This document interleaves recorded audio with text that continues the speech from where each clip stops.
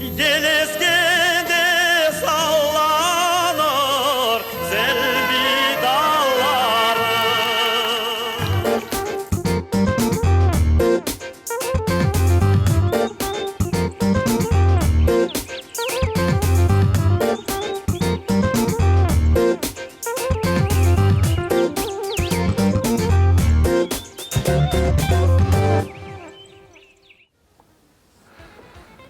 Selamun aleyküm, aziz ve sevimli bizim vatandaşlarımız. Sizge hoş geldiniz dep aytamiz. Efirde Vatan ile Sabah programması sizlerle beraberlikte. Elbette Fadime Hanım, Seyit Mahmud ve Abdullah Acosman. Merhabanız kıymetli teleseyircilerimiz. Koresiniz biz yan-yana oturamız. Mezlikdeşim Abdullah kaytıp geldi.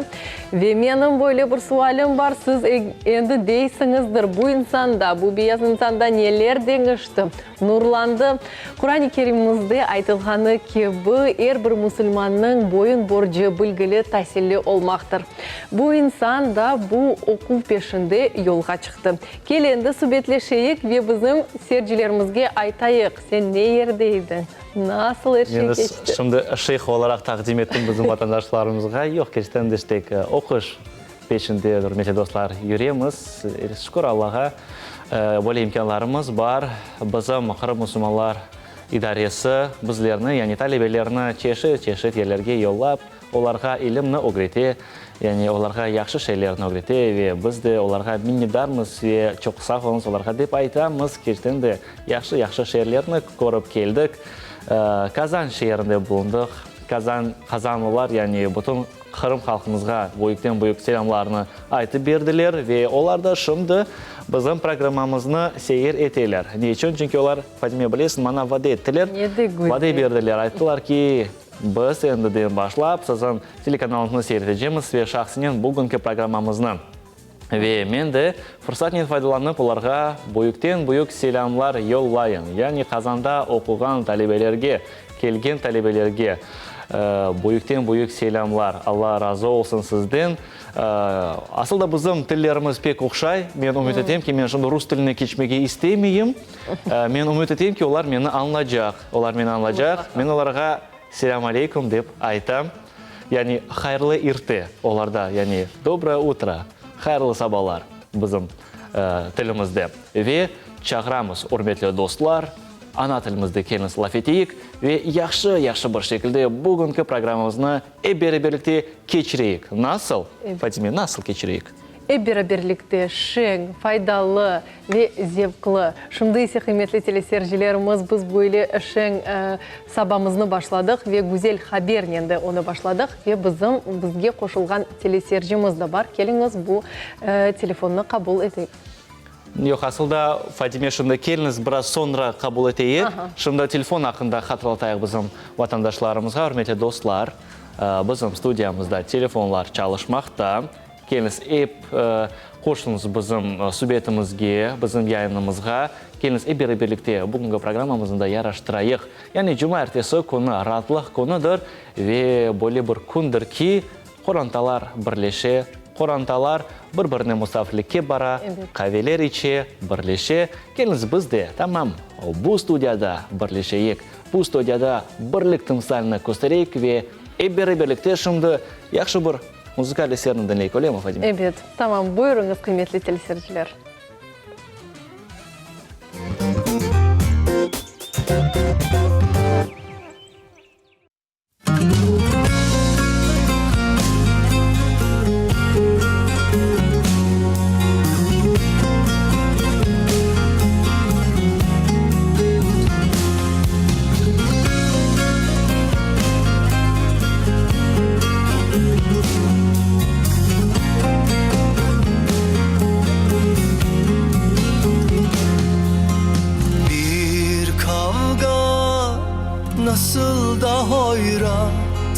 Savaşırken, savrulurken büyüttü hayat. Ben sensiz yapayalnızdım. Suyum oldu, aşım oldu ama aşksızdım. Bir vurgundu, geçtiğim yollar. Düşe kalka yaşanırmış öğretir yıllar. Ben sensiz her şeye sustum. Koca dünya dönüyordu, içinde yoktum. Sevdanı bulmak yıllar sürdü. Hoş geldin gönlüme, kaderim güldü. Tut elimden beni çok sev, kimseye verme. Seveceksen ömürlük sev, bir günlük sevme. İyi günde kötü günde sakla göğsünde. Sen bu kalbe iyi geldin, benden hiç gitme. Tut elimden beni çok sev, kimseye verme. Seveceksen ömürlük sev, bir günlük sevme. İyi günde kötü günde sakla göğsünde. Sen bu kalbe iyi geldin, benden hiç gitme.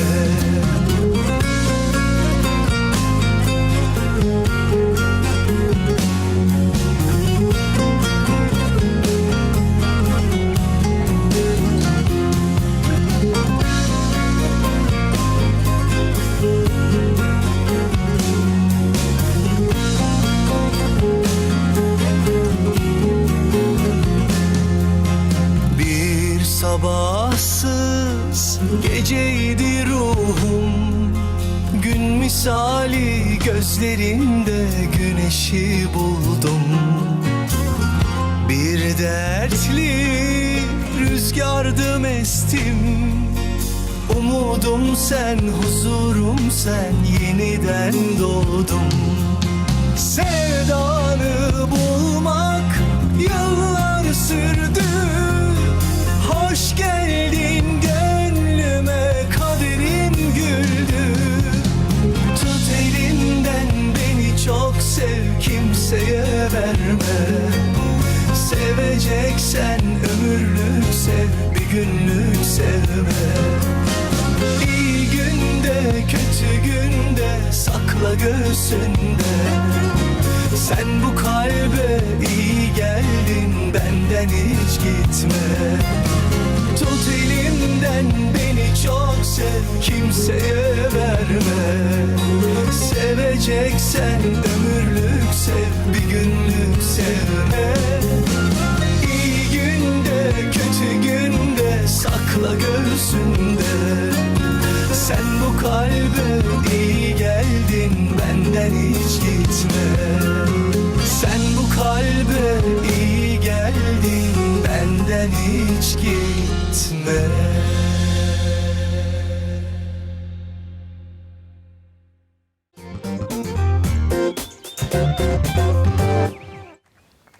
Hürmetli dostlar, bu sesi devam etemiz. Bu sizge hatırlatamiz. Milli telekanalda Vatan ile Sabah programması devam etti.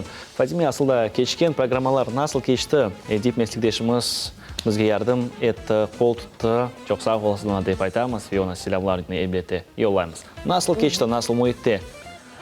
Evet, farklı bir şekilde bizim programmamız geçti. Çünkü zinatdaşım demişti, bu ayrı bir insan, onun yanında çalışmagan edim.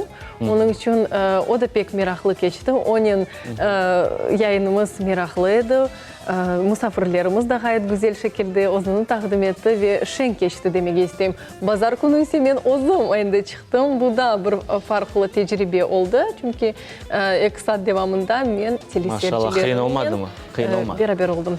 Yok, o kadar kıyın olmadı. Şükür Allah'a bizim böyle bir komanda işi yapıldı. Hem rejissör hem operator pek güzel şekilde biz çalıştık ve dostane muhit bu bizni birleştirdi hatta böyle. Maşallah, ben seyrettim programmalarını, pek yaxşı, pek güzel oldu. Gerçekten de pek kuvandım. Ve bizim vatandaşlarımız da ümit ettim ki... kalmadı, öyle mi? Yok. Ve bizim ümit ettim ki vatandaşlarımız elbette bizge yardımcı oldu. Evet. Ve bizim şimdi telefon bağımlısı var. Bizge rejissörlarımız ayta, keliniz kabul eteyik. Alo, selamun aleyküm. Алейкум салам, рахматуллахи баракату, хайырлы сабалар. Sağ olunuz, hoş geldiniz. Mele yaptığımız.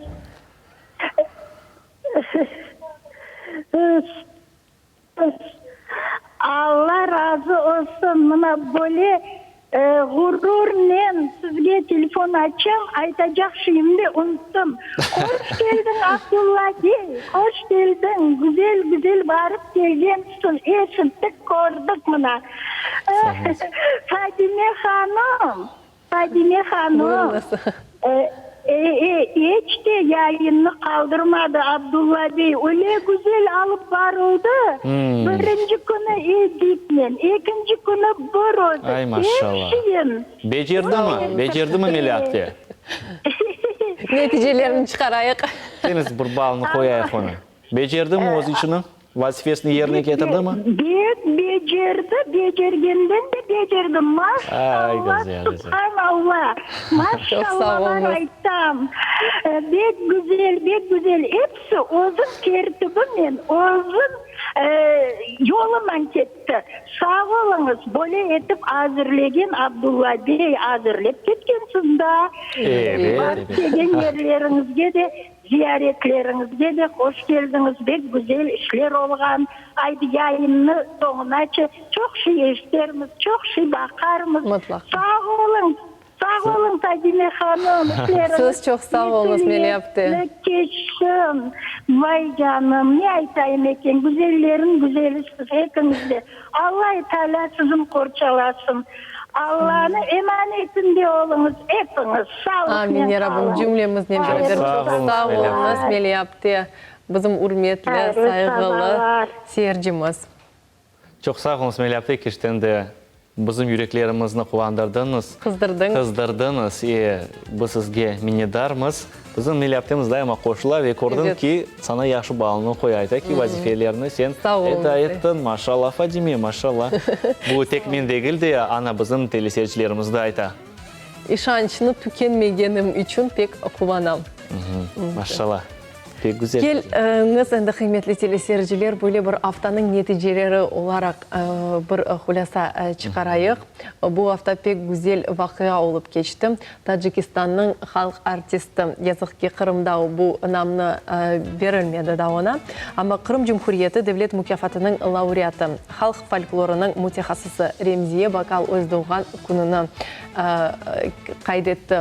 O bu hafta bizim efsanemiz, koreografiyanın efsanesi biz onu deyip adlayımız. Çünkü o 93 yaşına doldurdu.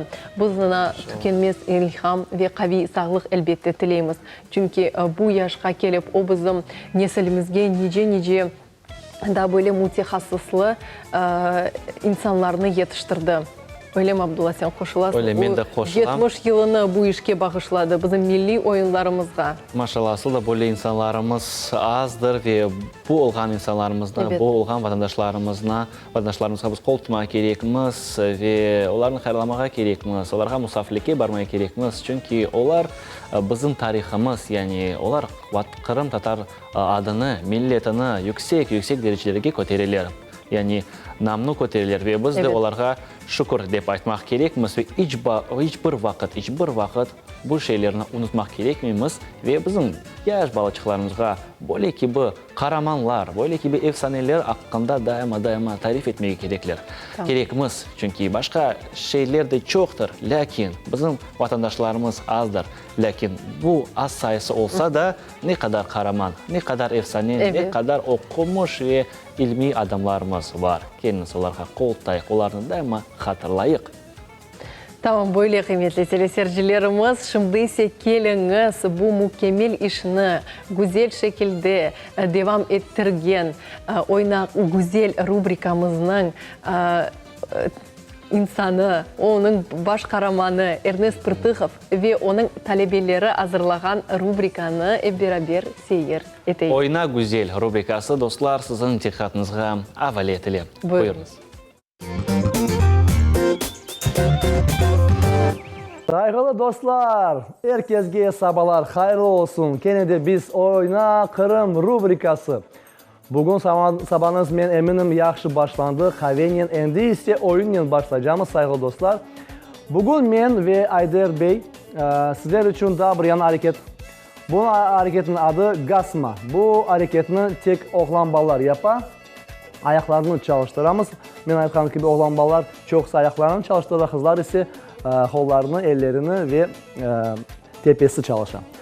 Geliniz Ayder Bey'in bugün gasma hareketini sizlerle beraber öğreneyik ve bizim rubrikamızın ikinci kısmında kızlarının daha bir hareket öğreneceğimiz. Geliniz yapayıq. Ayaklarımız 6. pozisyon, kollarımız belimizde. Ayaklarımız 6. pozisyon ve bir sert adımla sağ ayağımızı tabanğa koyamız. Mümkün olsa başlayalım Ayder. 1. Aha. Ayaklarımız 6. pozisyon. Tabanğa parmaklarımızı özümüzge tartamız, çekemiz.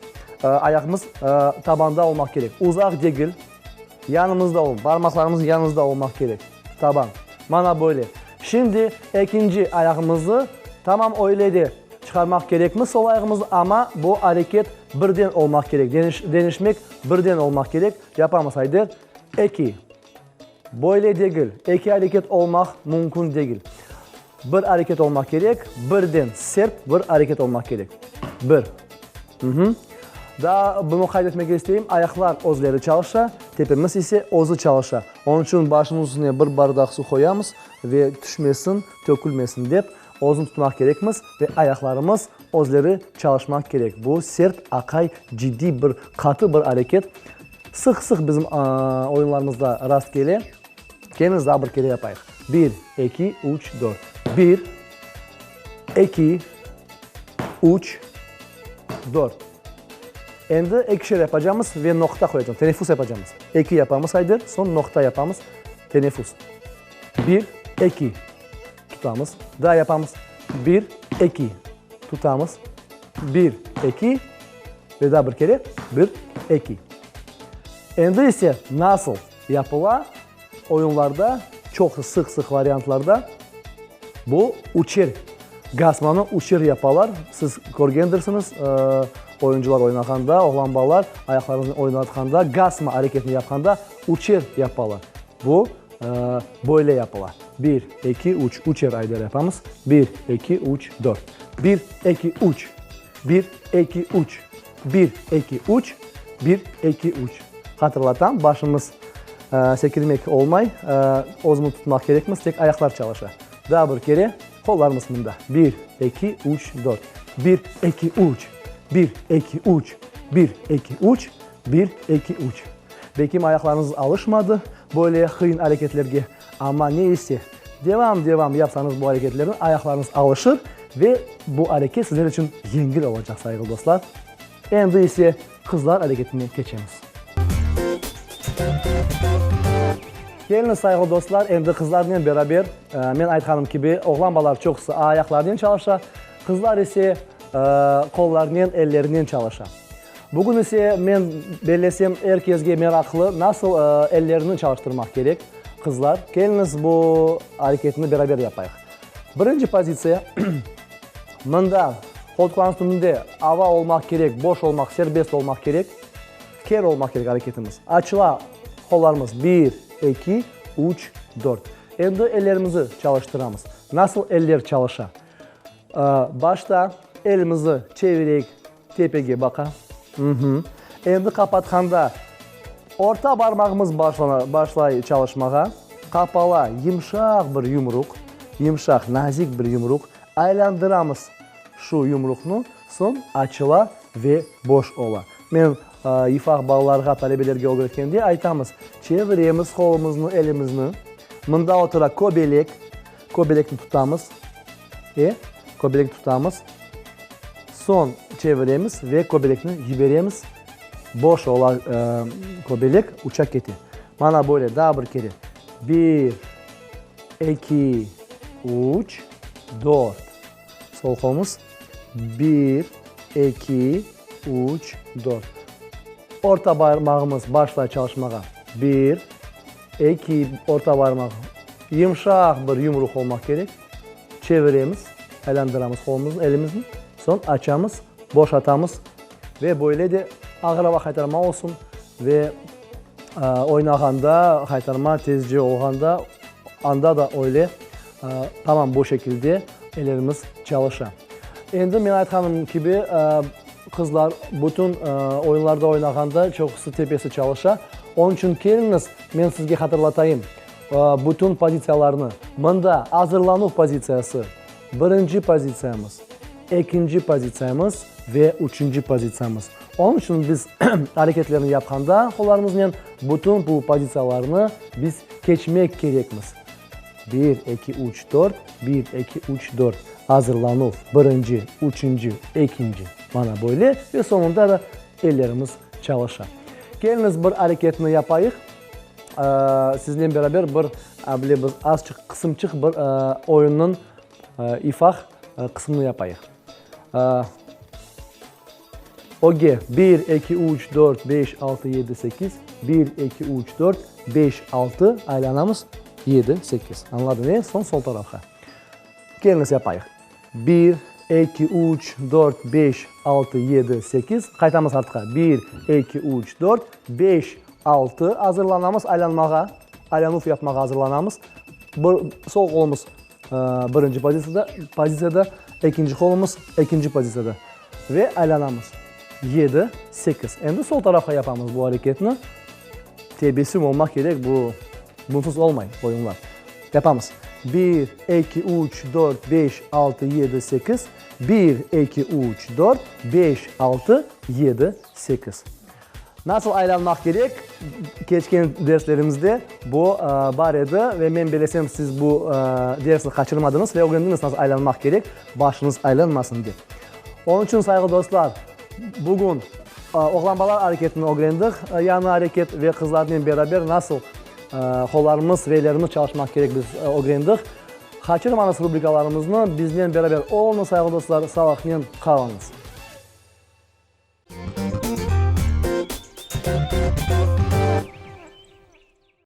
Hürmetli dostlar, biz devam etemiz ve Ernest ağamızga biz çok sağ olunuz deyip aytamız. Ne kadar güzel, acayip hareketlerini öğretiyor, öyle mi Fadime? Evet, yayından biz onlarını daha fazla şekilde öğrenemiz. Bizim vatandaşlarımız endi Fadime bizden soray, gelecek efirlerde Ernest ağamız nasıl hareketlerini öğretecek? Biz endi bu hareketlerini de öğrendik aytalar.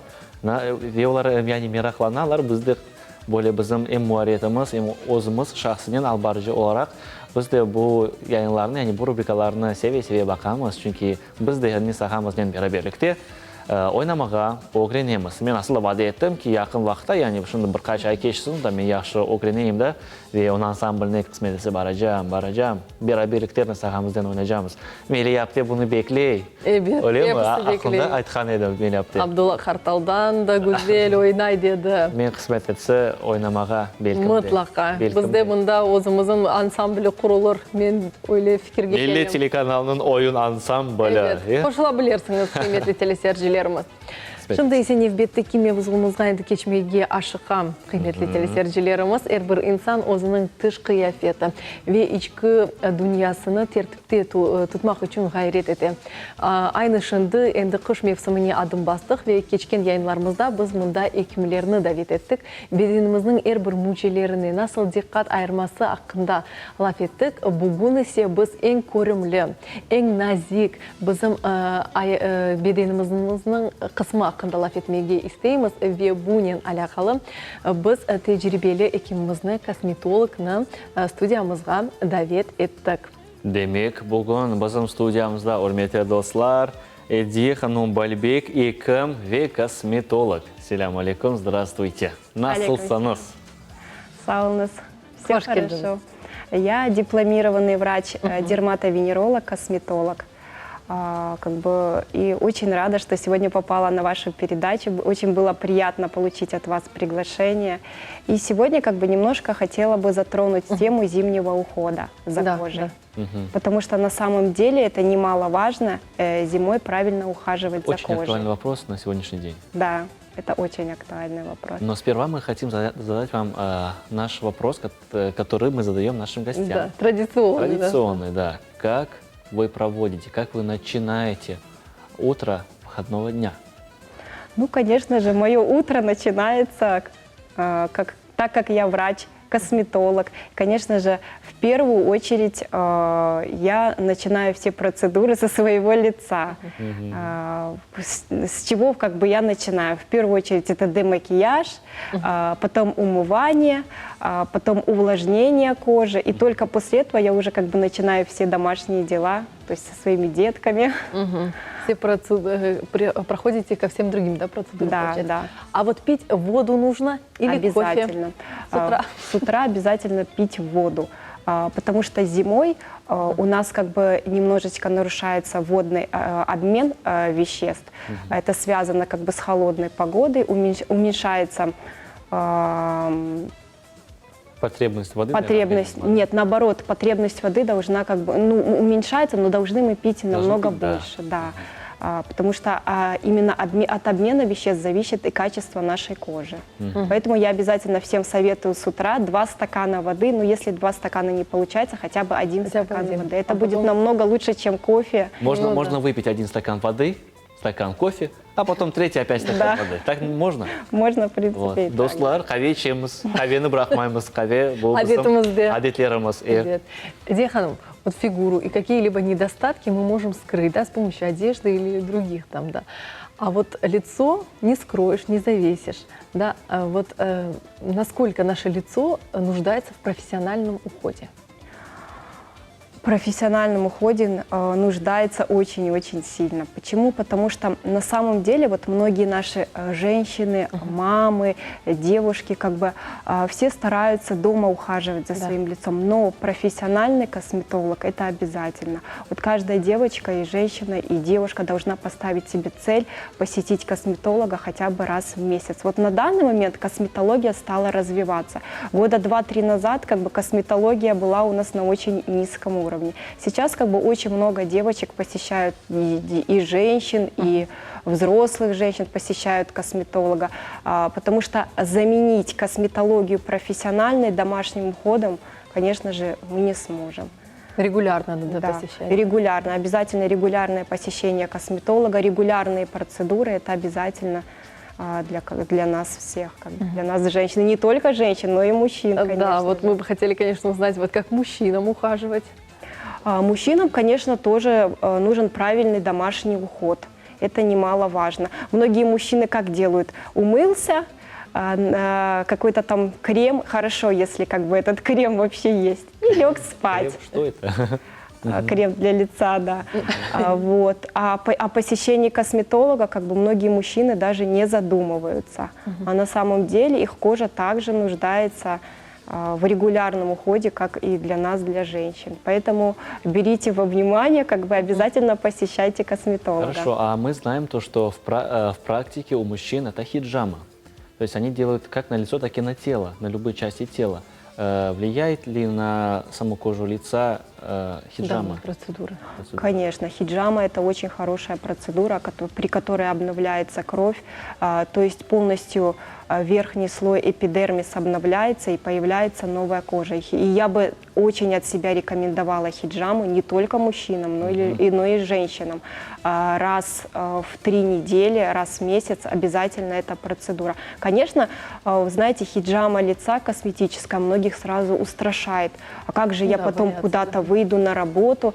На самом деле ничего страшного в этом нет. Если как бы подобрать правильную технику хиджамы, то есть есть специальный аппарат, который делает совсем маленькие-маленькие надрезики, то есть ничего, даже никаких шрамов, ничего не останется после хиджамы. Поэтому не бойтесь и делайте обязательно хиджаму, не только косметическую, но и общую хиджаму для общего укрепления здоровья.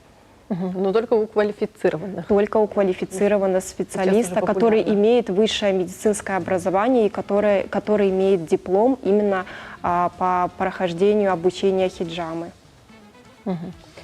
А вот хотелось бы вот немного об уходе кожи лица, ну и других, в принципе, частей тела. Вот, ну а все же те, которые не могут посетить косметолога, вот как вот дома ухаживать за кожей? В чем состоит наш домашний уход? Домашний уход состоит из правильно подобранной косметики. Косметика у нас бывает 3 видов. это масс-маркет, это та косметика, которую мы можем купить в любом торговом центре, в любом магазине. Но эта косметика направлена больше на рекламный ход. То есть это 70% это хорошая реклама и та косметика, которая очень плохо работает. Второй вид – это аптечная косметика. Но аптечную косметику может назначить только врач-дерматовенеролог, потому что как бы сам себе пациент не может назначить какие-то там крема или мази для улучшения кожи. А третий вид – это, конечно же, уже профессиональная косметика. И профессиональную косметику именно подбирает врач-косметолог. И конечно же, чтобы подобрать профессиональную косметику, надо обязательно попасть на прием к косметологу. Ну а сейчас я бы хотела рассказать о домашнем уходе. В первую очередь, с чего мы начинаем домашний уход? Это демакияж. То есть мы полностью умываем лицо. Это будет или пенка для умывания, или гель для умывания. Вторым этапом идет тонизация кожи. Тонизация кожи – это лицо протирается специальным раствором или тоником, или мицеллярной водой, и полностью убираются остатки макияжа, остатки хлора, который содержится в воде. Третьим этапом у нас идет нанесение сыворотки. В зимний период это, конечно же, будет сыворотка, потому что она очень хорошо увлажняет кожу лица, убирает морщинки мелкие. Поэтому я бы, конечно, от себя рекомендовала уделить этому особое внимание. То есть здесь стоит выбор или крем, или сыворотка, но в зимнее время, конечно же, лучше было бы, чтобы это была сыворотка. И следующий этап – это нанесение SPF-защиты. SPF-защита на самом деле играет очень важную роль. То есть, когда мы выходим с теплого помещения на улицу, соответственно, большая разница температуры. И эта SPF-защита, она нас защищает. Но помимо защиты, еще SPF-защита защищает от онкологических заболеваний, а также от пигментации, от купероза. Поэтому зимой я рекомендую SPF 20-30, а летом SPF 50, независимо от типа кожи. Ну и обязательно раз в 3 дня мы должны делать себе увлажняющие маски. Потому что зимой кожа становится настолько обезвоженной, сухой, и нужно очень хорошо увлажнить нашу кожу. Поэтому обязательно делаем увлажняющие маски, по максимуму увлажняем нашу кожу.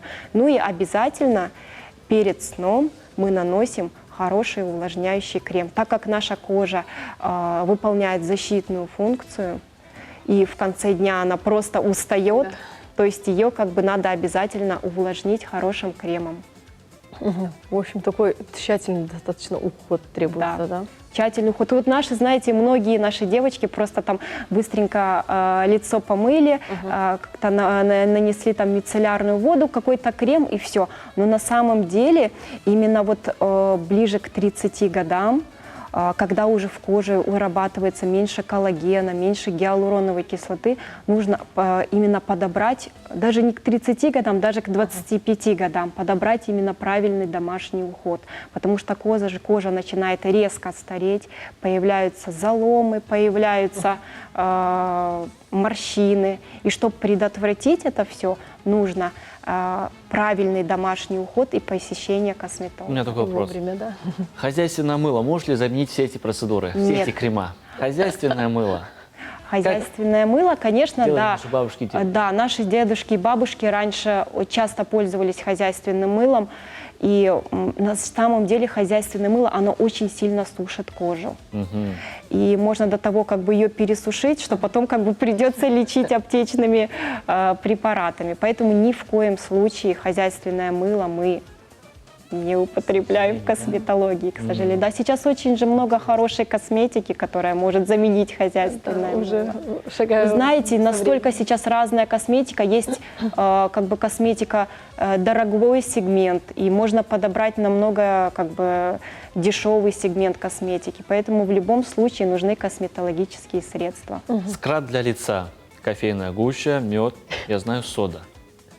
насколько это полезно и стоит ли, допустим, Экспериментировать, да. да. Вы знаете, Себе, на жене. очень много народных действительно способов как бы ухаживания за кожей, вот который один из них, который вы назвали. Но я, честно сказать, так как я врач-косметолог, я, конечно, за то, чтобы это были более профессиональные средства. Хорошо, бюджетный вариант, скажем так. Бюджетный вариант, обычный скраб для лица, который может стоить в размере 200-300 рублей. Даже вот сейчас очень, кстати, актуально стала корейская косметика. Не слышали вы о ней? Да. Это довольно-таки низкий сегмент как бы по ценовой политике, но она неплохо работает, как бы, и можно ее применить. Там очень много скрабов для лица, которые можно скрабироваться, кстати, раз в неделю обязательно для кожи. То есть даже в домашнем уходе. Поэтому Очень интересно. можно, да, подобрать любой как бы. Идея Ханым, вы работаете в клинике, правильно? На данный момент я открываю свою клинику. 3 января у меня будет открытие моей клиники, именно косметологической клиники, в которой будет уход за телом и уход за лицом. Немножко расскажу о своей клинике, что именно у меня будет. Это будет аппаратная косметология, это будет инъекционная косметология, то есть все виды инъекций. И у меня будет как бы такой аппарат озонотерапии, которого нет в Крыму. Почему как бы я остановилась на этом аппарате? Сейчас очень много проблем, связанных с акне и постакне. То есть это высыпание у девушек, как бы и молодых, и в возрасте, в среднем возрасте, и старше. То есть бороться с акне и постакне на самом деле очень сложно. Да, можно применить пилинги, можно применить все различные маски, но до конца как бы убрать именно акне и постакне очень сложно. И вот как бы я такое нашла новшество в косметологии. Это аппарат вырабатывает озон и колется именно прям под кожу. И очень хорошо как бы убирает вот эти вот высыпания. Да, очень эффективно. Как бы я ездила на учебу в Санкт-Петербург именно по этому вопросу. И на самом деле результат просто ошеломительный. Поэтому такая новая как бы технология в косметологии.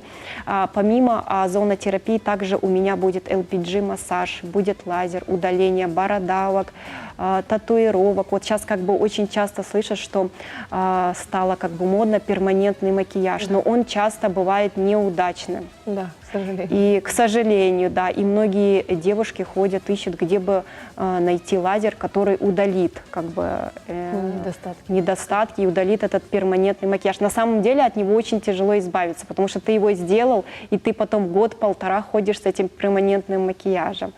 И вот как бы будет такая лазерная установка, которая будет удалять как бы перманентный макияж.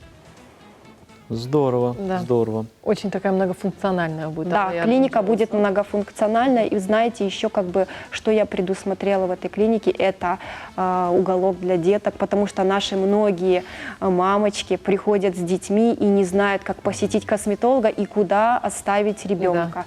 И вот как бы наш администратор может присмотреть за ребенком, как бы, и обязательно я как бы сделала комнату для молитвы, потому что многие наши соблюдающие девочки хотят пойти к косметологу, но как бы время, и они не успевают. Это как бы обязательно. Здорово, здорово. Алла yardımcı olsun. Да, сау. Хочу сказать, что у нас, когда приходят гости, у нас есть такое правило. Мы даем игру и играем с этим гостем, с этим человеком в одну маленькую игру. Мы даем задание, вы должны это задание исполнить, и тем самым вы будете победителем сегодняшнего дня, так сказать, да? Фадиме, кель бізім сөбедешімізге бірде бір вазифе берейік. Да. Идея Ханым, это напрямую связано с вашим направлением. Вот, у нас такое задание. С помощью, посоветуйте нам средства, с помощью которых мы сможем правильно ухаживать за кожей лица. Именно средства домашнего ухода или в общем какие-то? Можно в общем или сказать, профессиональная косметология? Постепенно, да? Давайте все 3 этапа затронем, да? Что касается профессиональной косметологии, в первую очередь всегда знакомство косметолога с пациентом начинается с чистки лица. То есть чистка лица – это неотъемлемо для каждого из нас. Второй этап, зимний период – это пилинги. Пилинги, которые как бы улучшают качество кожи, убирают пигментацию. Как бы сейчас на самом деле зимой это сезон пилингов. Зима – это вот для кожи нашей. Ну и, конечно же, третий вариант – это инъекционная косметология. То есть это инъекции для лица, это биоревитализация, это мезотерапия. Это что касается профессионального ухода. А что касается домашнего ухода, то есть я как бы уже о нем рассказывала, это в первую очередь правильно подобранная косметика именно врача-косметолога. Ну и, конечно же, поэтапно правильная, как сказать, Каждой коже, да? Да, Вот, каждому типу кожи правильно подобранный уход, да. Ну и чтобы выполнение этого ухода было правильным. То есть не так, что ты нанес, допустим, там тоник, а потом раз и забыл нанести крем. То есть это как бы немаловажно. Это, получается, незавершенное дело. Незавершенный этап, да. Поэтому все должно быть поочередно и обязательно вот прям по полочкам, как бы, как сказать, разложено. Никогда нельзя как бы забывать там нанести крем или нанести там сыворотку. Поэтому вот к этому надо очень внимательно отнестись, чтобы кожа сияла, была красивой, была ухоженной. Ведь каждая женщина хочет на самом деле выглядеть хорошо в наше время, выглядеть красивой, ухоженной. Поэтому обязательно посещение косметолога. Обязательно. Çok sağ olun, Сидиха. Машалла, Зихану, столько полезных советов нам дали. Да. Теперь я-то понял, то, что хозяйственным мылом, оказывается, нельзя. Да. Не только хозяйственным мылом, но и обязательно, как бы, мужчинам обязательно домашний уход. Обязательно. Хорошо. Плюс посещение косметолога, да. Яхши. Çok sağ olun, Сидиха Ханум. Алла Тааля сізге yardımcı olsun во всех Sağ ваших olun, да. начинаниях, ваших делах. Пусть у вас будет все хорошо, и пусть к вам приходят, чтобы вы хорошо, на хорошем уровне открылись, и чтобы было у вас много пациентов, и чтобы наш народ был самым красивым. Он и так есть, в принципе. Но пусть он продолжает быть красивым. А знаете, Сауна, за приглашение, мне бы очень было приятно, и еще от себя бы я хотела пожелать каждой женщине, каждой мамочке, каждой нашей бабушке: ухаживайте за кожей, будьте любимы, будьте красивы, чтобы как бы ваше лицо это было отражением приятным в зеркале, как бы, поэтому обязательно следите за своим лицом. Çok sağ olun за приятные и полезные советы. Сауна. Құрметті достар, біз есе девам етеміз. Не қадар да çok файдалы біз шейлеріне білдік, ойлаймын, Фадиме? Evet, pek faydalı. Nasıl gerekti bizim betimizge dikkat ayırmak. Bu pek көрімлі ve en hususi bir kısmımızdır. Ve şimdi böyle bir hususi bir kısmımız da programımızın kısmı келе ятар. Bu elbette bizim kaynanamız, bizim aşkhanемізді енді беклей келіңіз, kaynanамызға söz берейік. Kaynana ile Саба, Vatan ile Саба программасында. Buyurunuz. Selam aleyküm muhterem телевидение cemaati. Sizge baldan tatlı telli, dağ çoğrağı gibi temiz fikirli, Kırım'ın namı dayın belli, bedene şirpe mızmızsa de geldim. Bugün pek taze ve açık aydın ya da açık aydın olmagan sabasını benim teklif etilgen aşımnen karşılamağa çağıram. Bunu yapkanlar hiç de peşman etmeyecekler. Yapmaganlar ise bin peşman gana ile olurlar. Ah dostlar, bugün sabalıklarımdan aman aman en sevimlini pişirecekmiz. Onu adım, ben onu öyle adını koydum işte. Çullu kaşkaval. Ne için çullu? Şimdi anlarsınız. Buna bizge ne gerek? Elbette kaşkaval, yumurta, un ve peksimetinin ufakları. Hem de yağ, çünkü kızartacağımız onu. Yağ az olmasın. Biz onu hazırlagancık bizim yağımız biraz kızsın. Аламыз қашқавалны ve onu pek ince olmasın öyle etip kesemiz. Ne için desek? Çünkü onu da kavuracakmız. Siz bilesiniz de bu kaşkavalın adeti o irip keti. Ama pek öyle irimesin deyip onu pek ince kesmeyeceğimiz.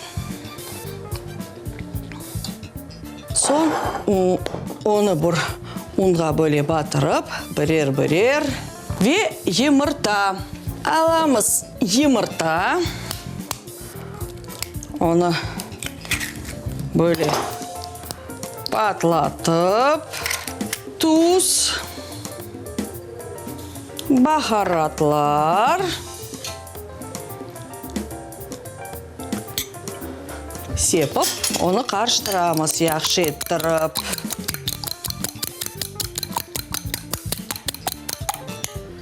Endi ne alamız? Birer kaşkavalını birer alıp son böyle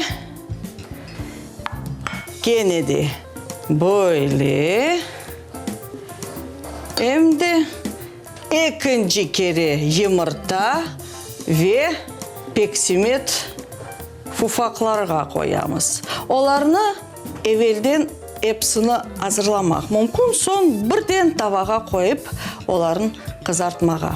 Biz kaşkavalımızı hazırladık. Endi onu tavağa koyup kızartacağız. Nechun çeşme yorgun akar. Bitamın en sevimli yerlerinden edim. Ama şimdiki yerlerin bakınız. Ya bu yercilerini, onlarına aytam. Özüne bir türlü çare tapıp olamaylar. Öyle oldum. Benim komşum Moldovan Vladik. Ana o Bostan'a çıkkanda, o stapinamburlarını asramağa, ana o şanson muzikasını koyaydı. Men de onun bütün türkülerini dinlep ezberledim. Çeşit türlü blатной laflarını da bildim. Kolonkaları kurusun. Ana işte. Son o bir skun akayımnen bazarga ketemiz de. Maşinada bas Vatan Sedası radyosu çalan. Baksam anda bir yerce galiba Saire Seyitbekirova mı, Razime Seyitapkerimova mı? Ne de olsa. Şunun Kırım Tatar yerini dinlep aldım. Ya bu bir şanson da. Vladik'nin bir şanson yerine pek oşay. İnanmadım. Одноклассникlerге kırdım. Birinci yerini taptım. İkinci yerini taptım. Şaştım. Ya bu bir yerde fakat sözleri Kırım Tatar diline tercüme edildi. Bu nasıl bir şey ya? Aşımızını unutmayın. Sizge her şeyini aytayım. Haberiniz olsun. Dostlar, 30 yıl evvelsi Kırım Tatar Milli Teatrı'na bardık. O vaxtlarında İlyas Bakşiş çalışaydı. Eğer de o Kırım Tatar tilinde muzikasının şimdiki vaziyetini bilseydi, şahsen men onlarga bir çubuknen bitam ki bir rahmetli. Herkeste akıl öğreter edim. Bizim Gazi Giray Hanımız dünyaca belli bir bestekar. Kaytarmalarımızı dünyanın orkestleri kuvana icra eteler. Siz ise o Kafkas yerlerine taklit etmekle gayrı çare tapmadınız mı? Güzel Kırım, Aluştadan, Şuyaltadan, Badem Terek, Bahçesaray kaytarmasını yazgan halkının evlatları. Şimdi türlü Ararat Can Mırzaevlerge oşamağa isteyeyim mi? Ayıp olsun.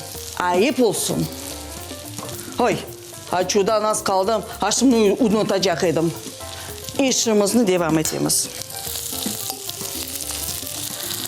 Ana aşımız da hazır. Aytacağım, bizge onların medeniyeti gerek olsa, bizim medeniyetimiz onlarga bir kapıkten bile gerek değil. Bunu anlaganlar böyle yapmazlar. Alıp diğer tillerden türkülerini tercüme etmezler. Elbette ben bileyim, türlü mürlü janrlar var. Rock mı, popsa mı, caz mı, rap mı? Ama onlarga da milli renki, milli dam koşmak mümkün. Lakin bir yat türkünü alıp onu doğrudan doğru tercüme etmek bu bir dembellik. Ben öyle sayam. Cahillik. Kelinim de bir vakitlar evden rozava evini fısılday yırlap çamaşır asaydı, aç bakaydı. İşlerini yapaydı işte. Artık yırlamay. Men akayıma akıl öğrettim, akayım oğlumuzga, oğlum ise apayına. Yani benim kelinime. Neticede bütün gün degirmeyin cini yırlap işlerin baka. Ana sizge fayda. Fayda hakkında laf etmeye devam etsek, aşımız da hazır. Bizim çullı kaşkaval degen sabalık, sanki bizim milli müzikamız hoş, tekrarlanmaz ve faydalı olsun. Sizler ile halk çalgı sanatının yaşagan ve aşagan, beden şerpe mızmızza deydi. Yaxşı insanlarga sabahlar hayır.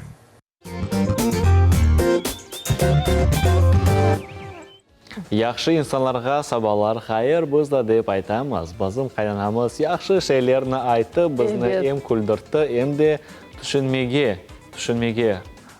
bizga böyle bir fırsat berdi. Yaxşı şeylerini, yaxşı mevzularni ko'tardi. Bu mevzularni da biz bizim programmalarımızda, bizim yayınlarımızda daima ko'taramiz. Ne uchun bizim merasimlerimizda, to'ylarimizda aslında bizim vatandaşlarımız çeşitli türlü muzikalarni dinleyler. Pek yaxşı şekilde bizim beden şerpe qaynanamiz aytdi. Öyle mi Hacı sen dekendin?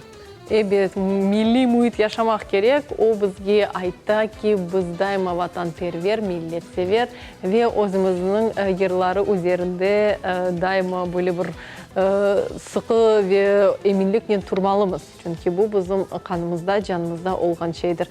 Gerçekten de bizim şu yıllarımız, bizim Vatan ile Sabah programmamız çerçevesinde siz dünyaca Türkiye halklarının kliplerini de seyir edebilirsiniz.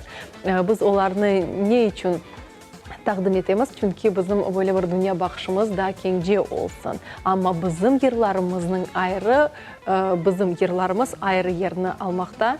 Çünkü o bizim, bu bizim yerlerimizdir. Bu bizim milli yerlerimizni siz bizim milli radyomuzda, Vatan Sedası adlı radyomuzda dinleyebilirsiniz. Tamam böyle. Dostlar, şimdi keliniz. Küçük balaçıklarımızı alıp, torunçuklarımızı divanğa oturtup, hep birlikte ana tilimizde yaxşı bir multfilmni seyir eteyik. Buyurun.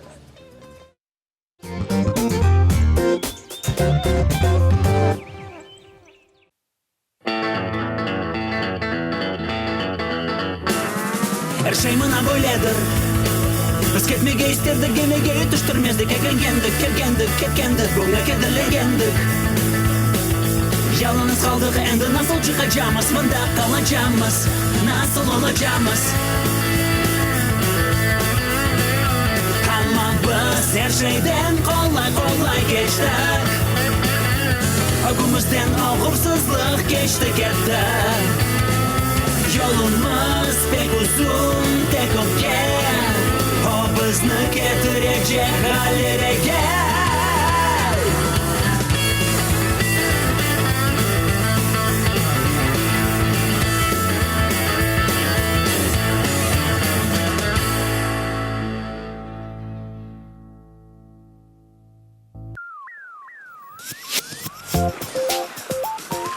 Pek bakınız deniz pek tanış tamam çay kabı. Çay? Çay içmeyi seveyim. Belki de çayga uşay ama lezzeti her vakit gibi tuzlu.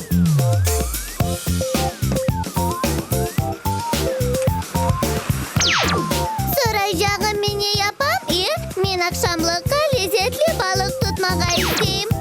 Men tamam böyle tutacak olam. Görüyorsun, men ırgakны karmak yipinin mında bayılacağım. Sonra ise onu yidireceğim. En esası o pek yüksek ve pek alçak olmasın.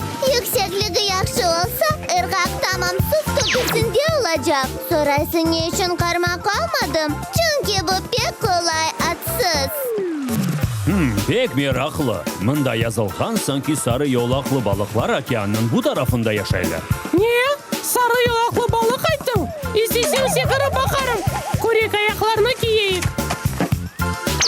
Menden isteysin. Mümkün. Da yazıla sanki o balıklar çifte yaşay. Eğer bir sarı yolaklı balık başkasını görse o kızara. Da yazalar. Abi eğer öyle kıçırsan balık asıl tutulmaz. Mında yazalar sanki o balıklar aşağıdan son er vakit rahatlanalar. Tek son yolunu devam eteler. Başka balıklarga ise olar uç fenler gibi görüneler. Yavaş, bilirsen balık yakınlaşa. Sarı yolaklı balık hırkak. Tek bir şey eşitseler aman kaçalar. Abi bileyim, balıkta sen telefon yutkansın. Ama onun sesini alçaklatsan olur mu? Balık tutulmay. Belki cevap vermek gerek. Kim bilir belki oyun bir şey oldu. Ağzını aç ve aç.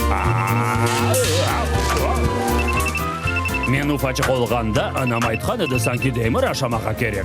Da bir kere açma abi. Alo? Yazık kapattılar.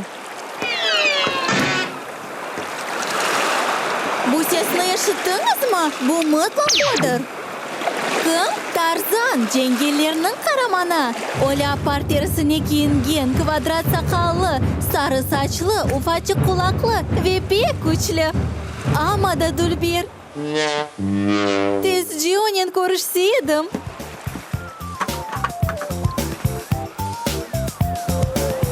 Eşittiniz mi? Bu mutlak o.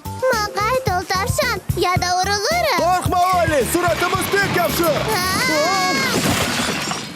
Evet, tereke orulmağa da yakşım. Yeter, boş laf etmeniz. Kettik daha Tarzan'ı tapmak gerek. Vay o yakın, tez onun peşinden gideyik.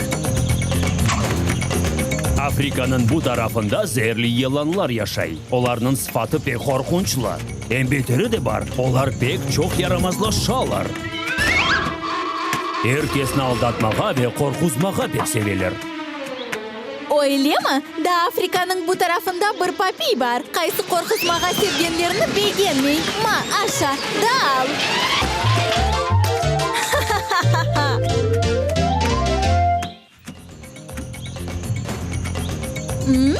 Oo. Vay bakınız dostlar, biz Tarzan'ın evini taptık. Tavşanın da çık da bizge yipat. Yakşı güzelim Jane. Ne için Jane? Bu Tarzan'ın sevgilisi. Leopard'ın teresinde kara saçlı, ufacık burunlu, balaban dudaklı, ince belli kız.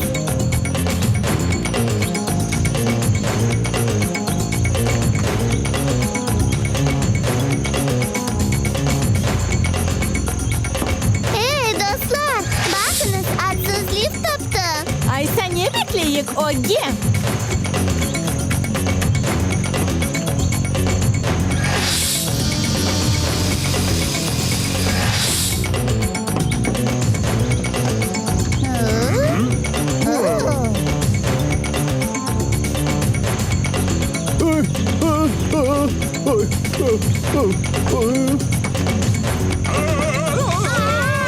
Saklanmak gerek.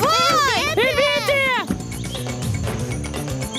yer yaxshi degil. Deva to'g'ri ayta. Kelimiz liftdan tushik. To'xtamiz keldik endi. Qolib baqayiq. Topikka chiqdim deva.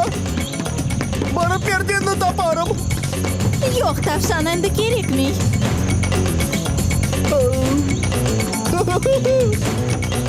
Selam, tanışayıq. Dostlarıma alışaysız. Biz senin dostların liftdan ko'tarildik. Lift? Bu ipnin ko'tarilmekten qolayca.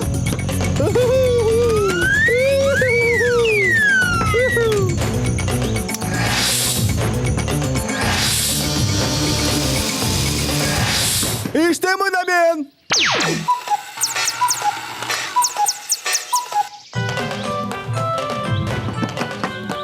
Ko'rganimga ko'ra, evda kimsa yo'q. Bir kimse var mı? Tarzan, agar munda olsan, bizni qo'rqma. Bu mutlaqo Tarzanning ayvonchig'idir. Selam maymunchiq. Ayt, saybing qayda? Men Tarzanyan tanishilmoqqa istayim. Elbette, u kuchli Adi Yurbaki yevetamam o'yla qichira. Yalvaram, bizni saybini olib ketchi.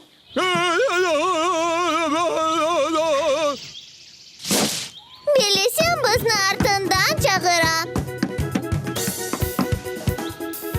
Lianalardan doğrugi.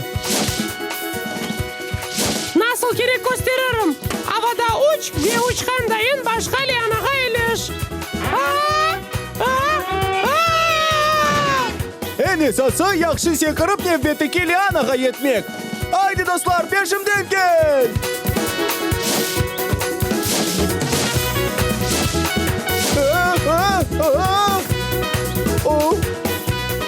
O nasıl düşmek emin bileyim.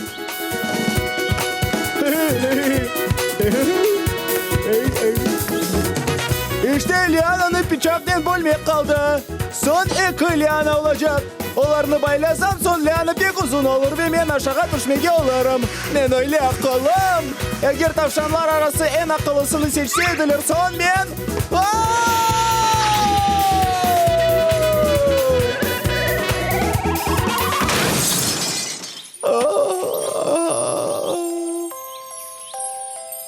Ama da sersem, eğer tavşanlar arası en güçlüsünü seçseydiler, o yenmez edi. Yenmez edi çünkü öyle galibi olmay. Men bileyim, yıldız alamda. Yıldızlar ise her şey bileler. Aha, bugün mende Hindistan aşı. Acı kavrulgan tavşan. Güzel. Ama eğer öyle galibi olsaydı bu tavşan yenmeye asıl olmaz edi. Tavşan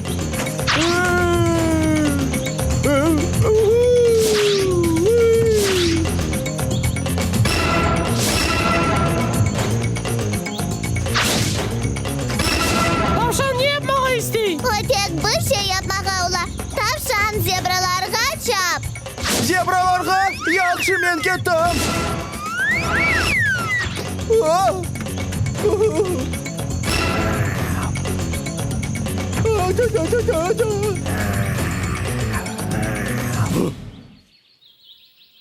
Biz kırmızı yılanlarını sevmeyik. Onlarını baskalayık. Öyle olsa bana gitmek gerek.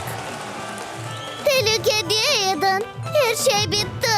Kettik dostlar, Tarzan mında yakındır. Onu tapmağa isteyim.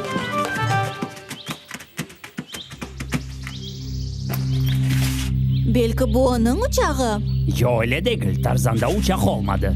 Ya sen kaydan bilesin? Men barıp bakarım. Tarzan, mındasın. Tarzan.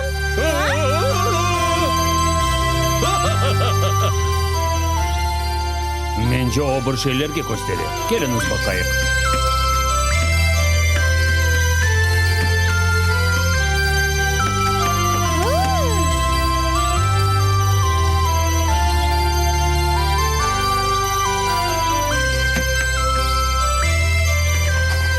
Ya men ne aytgan edim? Bu uçak Tarzan'ınki. O o'zini sizdi. Bakınız nasıl Dulber. Da, o'z evini sizdi.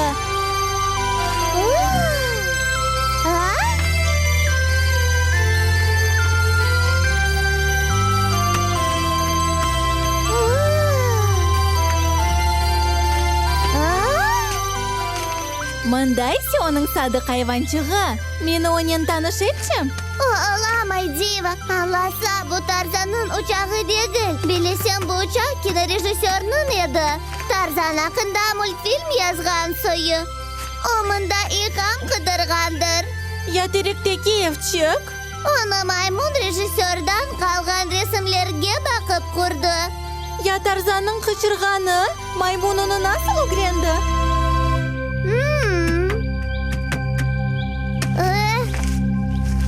Mından. Kederletkenim için bağışla.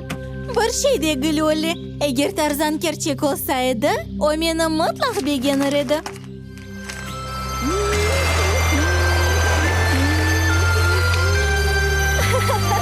Böyle yakışacak.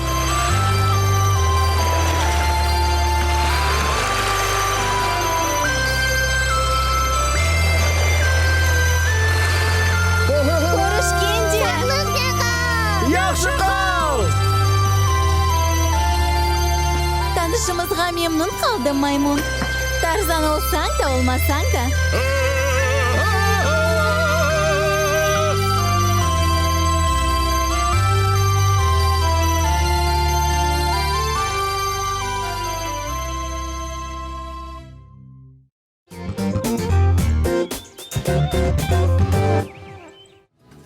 Hürmetli dostlar, biz devam etemiz. Vatan ile Sabah programmasi sizin diqqatingizga avali eteli ve bu studiyada biz Fadimen beraberlikte yaxshi mevzular hakkında söz yürüteceğimiz, sizin sabahınızı yarıştırmaya çalışacağımız ve siz de bizim suhbatlarimizga qo'shiliniz.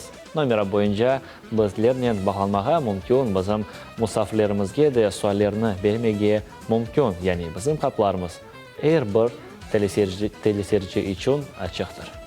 Tamam, böyle kıymetli teleseyircilerimiz, bizim misafirlerimizge siz de bağlanabilirsiniz telefon vasıtasıyla ve bütün meraklandırgan suallarınızı verebilirsiniz ve biz de sizinle beraberlikte böyle bir canlı bağ kurulacak ve bu pek güzel olacak. Evet ve bizim stüdyamızda Kennedy musafir. Gelin sizge onu takdim ettik. Demek bugün bizim stüdyamızda Lenur Ağa Velilayev, ressam. Hoş geldiniz. Sağ olun. Nasılsınız? Yaxşı, yavaş. Машаллах. Ленур Аға, как у художников проходит утро? Начинается утро и вообще выходной день. Ну, наверное, одно из главных преимуществ специфики профессии художника, то, что утро у художника обычно, по крайней мере у меня, может быть самым разным, то есть незапланированным. Когда можно позволить себе проснуться и в 12, и в час, и в 2 дня, а можно и в 6 утра встать и начать уже что-то делать, и к полудню и успеть работу написать, и еще куда-то съездить, что-то сделать. Вот сегодня один из таких непредсказуемых утр, когда вот так начинается утро, вот здесь, в вашей... Надеюсь, это для вас хорошо, да? Конечно, это приятное впечатление. Машаллах, чок сағылыңыз, да, нам тоже очень приятно, когда такие люди находятся у нас в студии. Чок сағылыңыз. Ленур Аға, Ленур Бей, будет к вам одна маленькая просьба перед нашим диалогом. Это мы для каждого гостя даем задание, то есть предлагаем поиграть с нами в одну игру. Мы даем задание, он должен за программу, да, азартные игры за не это играете. время. Нет, мы только на деньги. Да. Касаешься напрямую вашего направления. Понятно, ну, значит, я в правильном месте. Это да. Шутка и все же. Мы хотели бы вам сейчас, в начале нашей беседы, диалога, дать задание. То есть, как вы видите глазами художника нашу программу, и это написать на листочке бумаги. То есть, красиво нарисовать, что и как. А параллельно мы будем с вами беседовать. Вы принимаете игру? Принимаю. Уже деваться некуда. В прямом эфире, да? Все, чок сах у нас, тогда мы играем. Вы можете вот брать, у нас бумага А4, фломастер, карандаш, как вам будет удобно. Можете что хотите, то и нарисовать. Но помните, это увидят наши зрители. Понял, спасибо за предупреждение. Мы обязаны будем показать нашим зрителям, чтобы они тоже как бы посмотрели на это искусство. Поэтому знайте. Да. Ну, Ленурага у нас это автор произведений, которые широко известны не только в Крыму, но и на материке России, в Украине, да, также Швейцарии, Франции, Англии, Черногории, Иордании и в Узбекистане. Как вам удалось достичь Машаллах. вот таких результатов? Ну, не знаю, насколько это большие результаты. Ну, что касается каких-то зарубежных стран, там просто были какие-то групповые выставки или, может, там где-то в одной стране, может, где-то и персональная выставка была. Поэтому не могу сказать, что я прям настолько широко известен в других странах, но в близлежащих, скажем так, странах СНГ, вот Украина, Россия, более-менее известен, так можно сказать, в каких-то своих узких кругах. Это гордость вот берет, когда представитель твоего народа уже известен за пределами Крыма и там представляет нашу культуру. Да. Что обычно Я вы тоже рисуете, приятно. Норвегия? Обычно рисую природу, вот то, что меня окружает каждый день. Природой можно бесконечно восхищаться, бесконечно созерцать, бесконечно черпать именно из природы вдохновение, материал для работы, для создания каких-то новых работ. И мне этого достаточно как-то. Всегда есть, особенно у нас в Крыму, в живописном таком уникальном крае Есть чем земли. вдохновиться, да? Да, всегда есть в таком небольшом как бы участке земли, да, на планете. И столько всего разного, прям такое сосредоточение всего мира. Не обязательно куда-то рваться и ехать, когда можно здесь постоянно находиться и ни дня не проводить без вдохновения как-то. Много всего вокруг красивого. Не хватает просто времени на то, чтобы все это изобразить, все это как-то реализовать уже в какие-то такие вот полноценные творческие работы. Поэтому у нас, конечно, условия и среда позволяют как раз для творчества. Машалла, я знаю то, что вообще у художников, у творческих людей, да, должна быть какая-то определенная муза, вдохновление, да? Что вас заставляет рисовать? Меня, наверное, все-таки... Мне кажется, я достаточно ленивый человек, поэтому не могу сказать о себе, что я настолько вот прям питаю большую любовь к живописи и люблю рисовать настолько, что я каждый день присыпаюсь и хватаю кисти и больше мне Но, ничего тем не нужно. менее, вы завоевали уже огромное количество поклонников, а вас уже не только в нашем Крыму знают. Ну, так сложилось, что это стало моей профессией, стало моей как бы такой основной деятельностью, которая позволяет мне как-то зарабатывать себе на какое-то определенное чувство свободы, то есть это там, какие-то средства, да, кто в чем трудится. Вот, поэтому, наверное, это и есть главный какой-то такой мотиватор, когда ты понимаешь, что раз ты уже трудишься, раз ты уже что-то делаешь, создаешь, это должно реализовываться, это должно как-то возвращаться к каким-то другим каким-то материальным моментам, которые бы давал бы возможности там, ездить куда-то, видеть что-то, пробовать что-то, кушать что-то, слушать что-то. То есть, вот, наверное, вот это и есть главный двигатель того, что... Потому что не каждый день, я же говорю, вот так вот хочется. Иногда бывает, садишься за работу, за холст, и оттягиваешь момент, начинаешь там тюбики подравнивать, выдавливать. Нет бы сразу выдавить и начать писать, оттягиваешь этот момент, потому что, ну, лень, ну, не хочется. Особенно, когда долгий перерыв, там, месяц, пару месяцев. Ну, начинаешь, потому что понимаешь, что надо, это моя работа, надо же что-то постоянно писать, показывать. Так себя подготавливаешь, да? Да. И поэтому начинаешь работать, работа начинает идти, как-то входишь уже в колею, в ритм, и вот. Еще и оказывается, что кому-то это нравится, кто-то восхищается, кто-то вот высказывает какие-то благодарности. Это тоже по-своему стимулирует к дальнейшим каким-то творческим шагам. Білесің, шымды кел біз бір қаждаққа Лену ағамызға берейік та образ яссын. Да, мы вас отвлекаем. Все нормально, все под контролем. Я хочу спросить у Фадиме, допустим, я знаю, что она красиво рисует, и, допустим, что ее вдохновляет. Сейчас для меня сам задал вам вопрос, и потом параллельно стало интересно, Фадиме, что вдохновляет, допустим, да?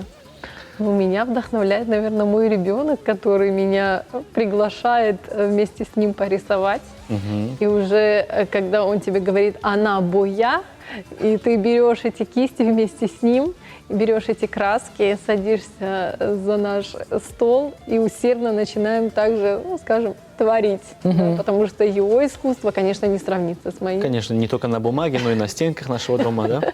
Но все бывает уже с возрастом, все у нас меняется, да. Интересы, вот, фломастеры, вот, пробуем себя вот со всеми, да, инструментами. Асылда, урметлі достар, ресам язған вақытта, яғни бойлаған вақытта о өз ішкі дүниясыны bu yaprakқа, yani beri yaza, evet ifade etti ve bu bilmeyeyim, bu şeyge bakıp, bu şedevre bakıp desek, insanın içindeki olğan şeyini yani anlay bilesin. Yani bu kederli alda bu şeyini yazdı mı ya da yok ya da belki de kıvanç ile bağlı belki de bazı bir bu tüsleri olsa bile енді onu elbette biz anlap olamarıq, onu енді profesyonellar anlar bile. Evet. Biz ise tek böyle bakıp tek kuvana bilemiz. Ve aslında ressamcılar pek meraklı bir insanlar. Onların yani öz dünyası var. İcadi insanlar. İcadi insanlar da. Ve келin sonra Ленур Ағада sorayıq. Ленур Ағамыз. Творческие люди находятся все равно в своем мире. У них бывают творческие беспорядки, творческие, ну, все что угодно, да? Почему это так? Что это? Ну, о себе я не могу сказать, что я нахожусь в творческом беспорядке. Я такой человек, скорее, люблю порядок.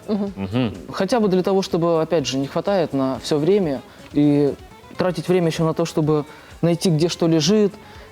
Или пробираться, как вот у некоторых, да, вот классических художников, когда попадаешь к ним в мастерскую или в комнату, у них все как будто бы вот специально все так завалено, когда ты проходишь мимо каких-то книжек, табуреток, каких-то палитр, там хочешь найти какой-то предмет, тебе говорят, да вот там где-то, найди, вот там где-то роешься, вот, натыкаешься совсем на другие какие-то вещи. Вот у меня не настолько. То есть у меня наоборот все, как говорится, порядок вокруг, порядок внутри. Да. Вот, поэтому у каждого тут, конечно, свой темперамент, у каждого свой характер.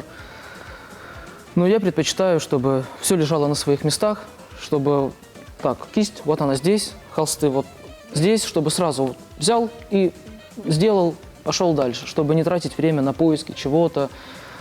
Не совсем мне подобает такой, по душе такой вот образ. Если художник, то сразу беспорядок, то сразу я обычный человек, стремящийся к какому-то комфорту, к теплу, к уюту, к красоте, к какому-то пространству, упорядоченности какой-то. Это касается всего остального.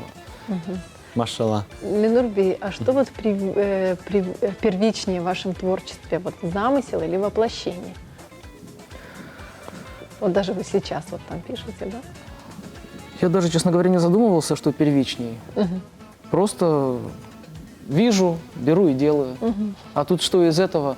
Наверное, сначала замысел появляется, а потом уже воплощение. Давайте мы, наверное, Ленур Бей продемонстрируем сейчас нашим зрителям, как вы именно, вашу манеру писания, как вы сейчас, оператора, просьба, пожалуйста, преувеличить, да, сейчас?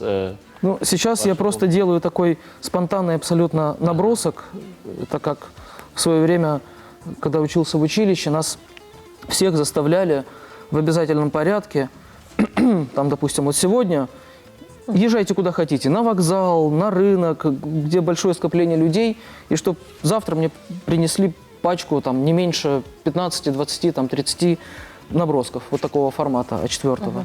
Идите, делайте наброски. И мы вот это вот ночью, вечером, после училища на вокзал, и сидим там, рисуем каких-то спящих людей, там, спящих там, каких-то бабушек, дедушек с тачками. Вот. Поэтому вот сейчас как раз...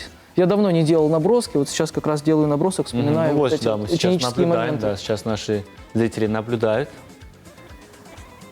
Машалла. У каждого художника все равно своя манера, да? Свой подход, свой почерк. Так же, как в письме, так же и у художника, скорее всего, да, есть такое? Ну да, конечно, у каждого свое видение. Машалла, Фатиме. Машалла. Вот так вот за несколько минут, да, Да, бұл инсанларын ем лaf etmege, hem de олардың işlerine böyle bakmağa pek yaxşı bir şey, yaxşı bir teessürat. Ve öz programımızda biz şimdi chatten bakamız. Chatten bakamız, bakımız. Meftun olamız. Yaxşı. Ayretте қаламыз. Bu kimni galiba çöze bu? Bizim operatorımızın, Alim ağamızın galiba yazar şimdi Lenur ağamız. Maşallah, ne kadar. Ne kadar güzel, ne kadar dilber. Yani usta olğanı belli, bez belli. Bu şüphesizdir. Ve bilemiz ki şimdi Fatime kel tarif ettik. Birkaç dakika Lenur'a yazar. Bilemiz ki, hürmetli dostlar, Moskvadan şahsi Lenur ağamızdan sergisi olup geçti. Fatime, sen bilirsin. Evet, men bilem ve men endi meni butun böyle bir teessüratlar kaplap alam, nasıl anda erşe geçti. Bilesin Abdullah, Lenur ağamız 12 yıldan ziyade endi öz şahsi sergilerini berip başladı. Bu gayet endi büyük bir rakamlar, men bilesem. Bu pek ciddi faaliyet ve gerçekten de gurur ala böyle vatandaşlarımız var olğanı. Ve onlar anda barıp bizim Kırımımızın dülberliğini ifade edeler. Bu pek güzel ve gerçekten de dikkatka layıktır. Elbette ve bilirsin ki Fatime, bilemiz ki yani Moskvada bu sergi oldu. Anda tek bizim vatandaşlarımız değil de başka milletvekilleri de bu sergiye koşuldular. Ve sayısı pek çok oldu vatandaşlarımızın, insanların umumen alganda. Yani bunun meraklanğan insanlar çoktur. Yani şimdi böyle resamcılık bu birinci yerlerde belki de turadır. Sen ne düşünüyorsun? Men koşulam çünkü şimdi el yapma işleri ve umumen alganda icat, sanat gerçekten de pek yükseklerge ilerley ve gün-günden bizim bu icadi sahada faaliyet göstergen insanların da sayısı da arta. Men buna da kuvvanam. Çünkü çoksu bizim vatandaşlarımız var kim bu sahalarını kengleştiriyor. Ленура, выставка. Как прошла выставка в Москве? Выставка прошла хорошо. Люди довольны.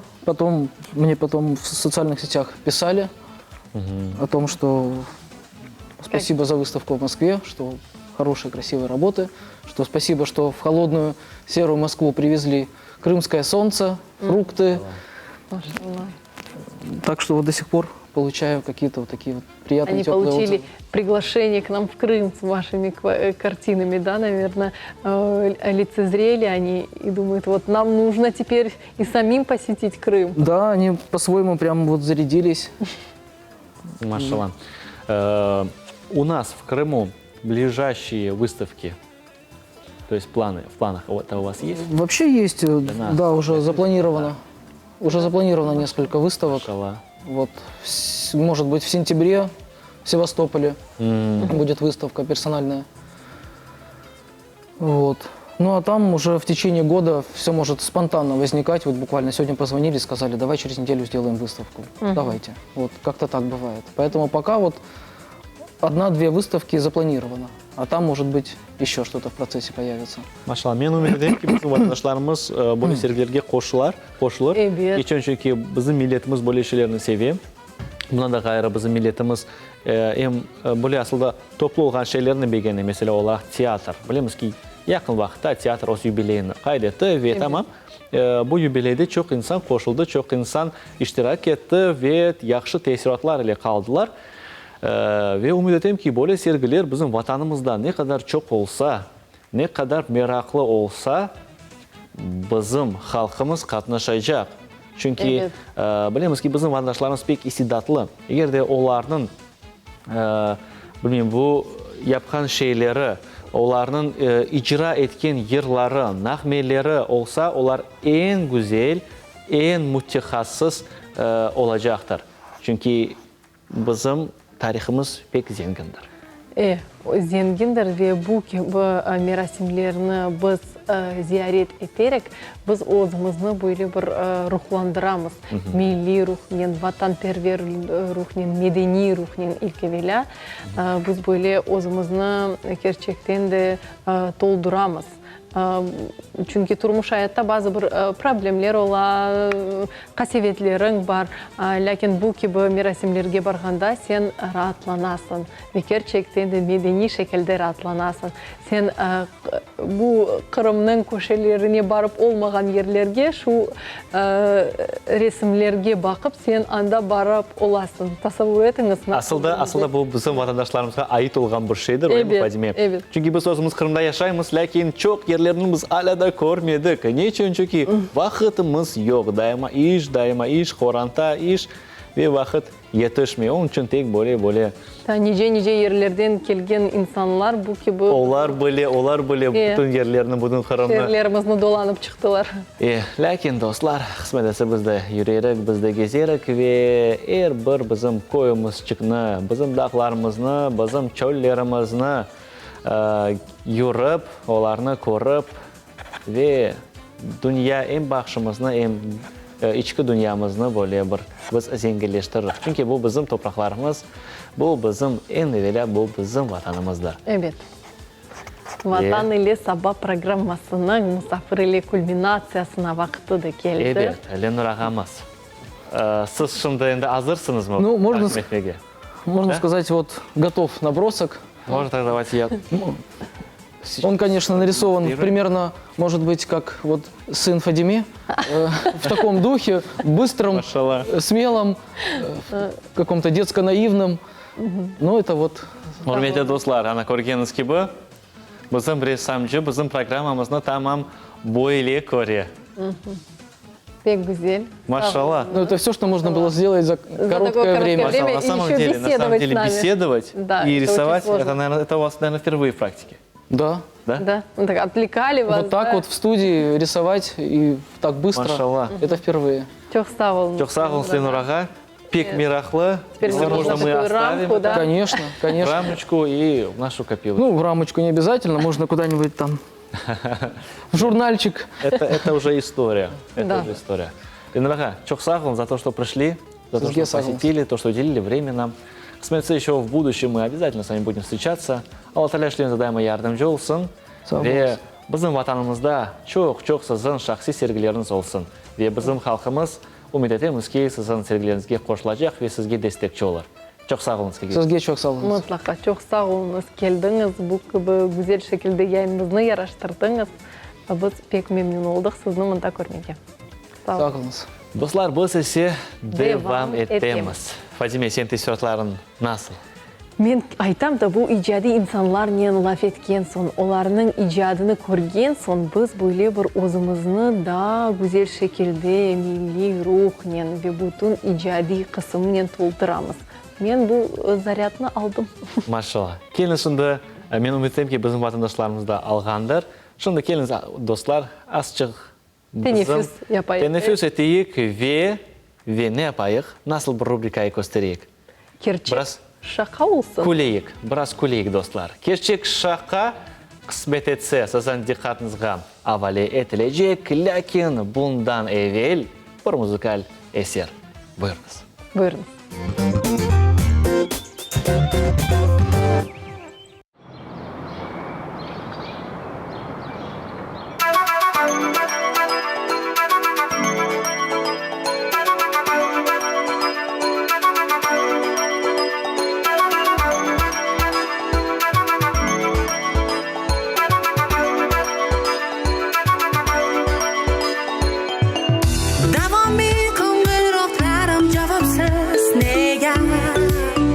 Nega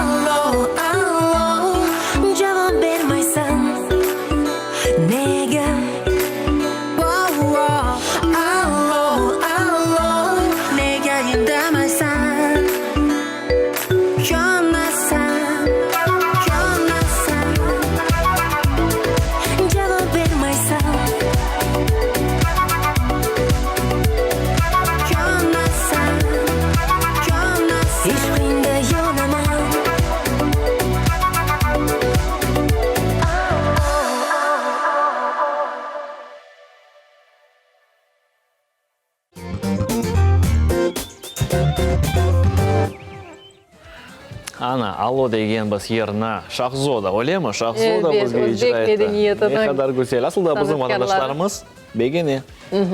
Керчектен де біздің ватандашларымыз бүтін бұл түрк халқларының йырларыны бегенелер, чүнки олар біздің халқымызға яқын келелер. Эбет, пек яқын келе, яғни юрекке sıcak деген бір. Қыздыралар, эбет. Достлар, шымды біз керчек шаққа аққында сөз сүрсеті башладық, ләкин музыкаль бақшышына сізге бағышладық. Біраз ойнаңыз дей, Шымды ойнадыңыз бұл пек яқшы, біз де ойнадық. Шымды келіңіз әйбер-әйберлікте күлейік. Демек, Фадиме, демек недір? Башлаймыз. Керчек шақа, ватан или саба яйнының эфирінде. Бұйырыңыз, достлар, Керчек шақа.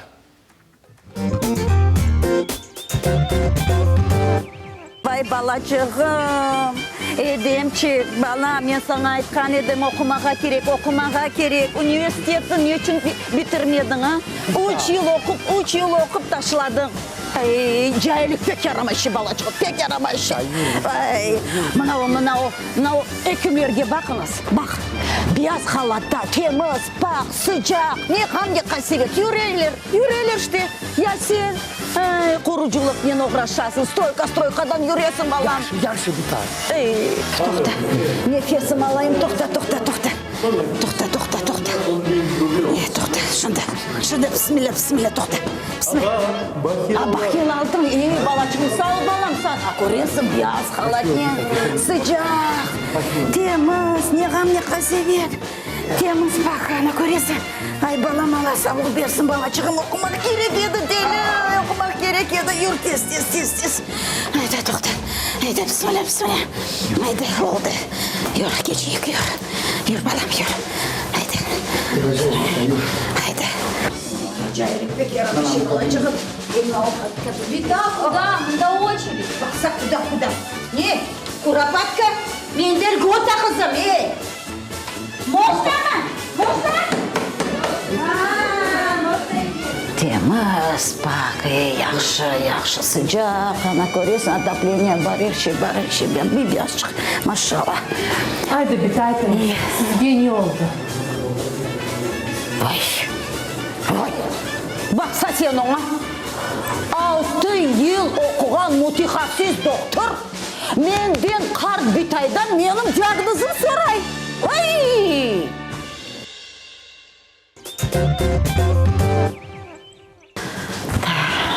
Terapevt, ana, lor, gerek mi? Ay, doktor efendi, toxtanız. Toxtanız, doktor efendi, benim pek kolum ağırta. Ütlegende tokurdu da. Kolunuz ağrıdı? Evet. Kayda ketesiniz doktor efendi? Ya ne topallaysınız ya? Ne topalayım? Ya ben açığımdan utunu teptim da. Ay. Kirurg kayda? Ben okuliysam.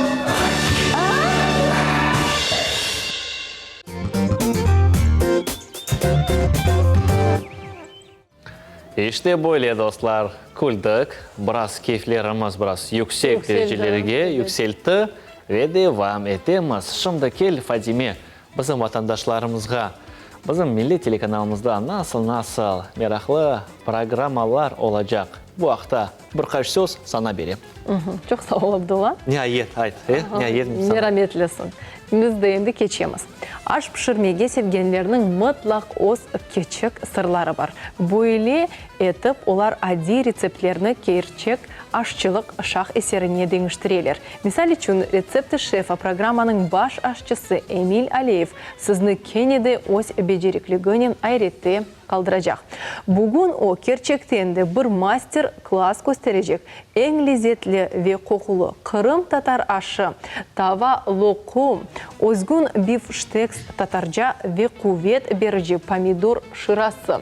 Saat 11:30'da kaçırmanız kıymetli teleseyircilerimiz. Alınız özünüzün böyle bir defterçiklerini ve ekran karşımıza oturup bu reseptini yazıp alınız. Pek güzel. Demek Fadime bizim programımızdan son evet. yarım saatten bu program başlanacak. Келіңіз достар, қачырмаңыз, ве бізді қысынысы сейретежеміз. Бізді сейретежеміз, ве Фадиме пішірежек башлы. Сон Абдулла келіп, ватан еле саба яйнында мұтлаққа бөлі бір нетіже шығарacak. Бежерілдім бұйыз, бежерілмедім, бегенмедім. Айны шу ратлық күнлерінде алып барған программа мақында. Оле достар, ойле, қысмет етсі. Біз дейбама темыз ве шымды яқшы бір рубриканы біздің мұхберлеріміз азырлады. Яғни «Селям ватан» адлы рубрика. Біздің ватандашларымыз, яғни біздің мұхберлеріміз бұтын Қырымның көйчіклеріне барып, біздің ватандашларымыздан селямларыны қабыл етелер. Бұл ватандашлар бұтын біздің Қырым татар халқына өз селямларыны, өз тілеклеріні йолладылар. Демек, Фатиме. Неде güzel, неде sıcak şu тілеклеріні мен енді көзетмеге сабырсызланамын да doğrusu. Кел, Фатиме. Берлікте біз сейретейік. Селям ватан рубрика. Бұйырыңыз.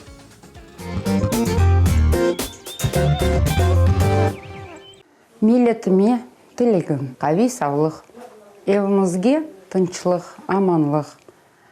Бол, берекет ве ғам кедерсіз яшайыш тілеміз. Ана тілім ғұрырым, ана тілім туған тілім, сені жандан sevем мен. Оның үшін ерде ана тілде лаф етем. Бұл тілде мен газет, китап, істеп севіп оқиым. Кімерде бір ана тілде шиірлер де тоқиым. Бағышлана бұл шиірлер Қорантама, халқыма, ватаныма, Қырымыма, жандан sevген Қырымыма, менің doğған юртыма. Ғұрырымсың, ана тілім. Çok tillerden güzelsin. İsteyim seni erkes sevsin. Ana tilinde laf etsin. Konuşmak ana tilinde doksun herkes de istek. Biz bu tilde laf eteyik evde, yolda, mektepte. Tilimiz hürmetini biz aşlayık. Her adımda biz onu yaşatayık. Öz tilimizde yaş analar balalarına aynını aytsın. Tilimizge yaşlıktan sevgi aşlasın. Nesillerge tilimizni biz yetkizeyik. Vatanımız Kırım'da biz birleşeyik.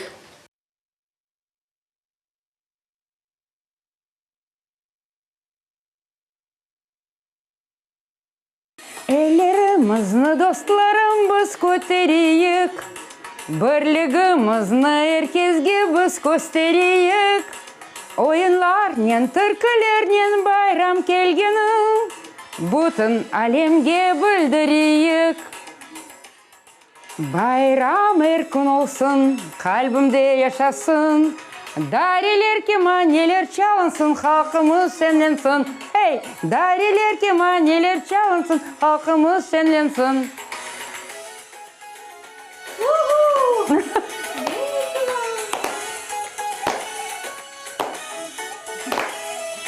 En lezzetli yemekler bugün pişirilsin. Dülber anterler kızlarımız giysin. Kartlar yaşlar beraber bayram karşılasın. Kırım Tatar halkı yaşasın. Bayram erkin olsun, kalbimde yaşasın. Dariler kemaneler çalınsın, halkımız senlensin. Bayram erkin olsun, kalbimde yaşasın. Dariler kemaneler çalınsın, halkımız senlensin. Dariler kemaneler çalınsın, halkımız senlensin.